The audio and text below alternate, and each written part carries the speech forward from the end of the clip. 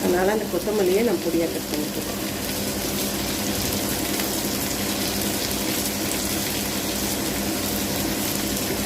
Carrot பீன்ஸ்லாம் நல்லா பொடியாக cut பண்ணி போட்டிங்கன்னா நல்லாயிருக்கும்.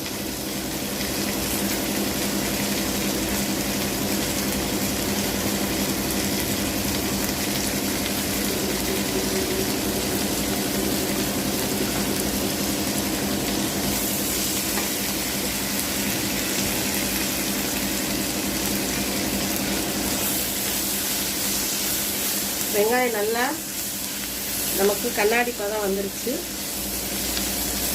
இந்த மாதிரி வதக்கி போட்டுட்டோம்னா உங்களுக்கு வந்து எத்தனை நாள் ஆனாலும் மாவு நம்ம ஃப்ரிட்ஜில் வச்சு கூட யூஸ் பண்ணிக்கலாம், நமக்கு கெட்டு போகாது. இதே பச்சை வெங்காயம் போட்டால் நம்ம அப்படி யூஸ் பண்ண முடியாது.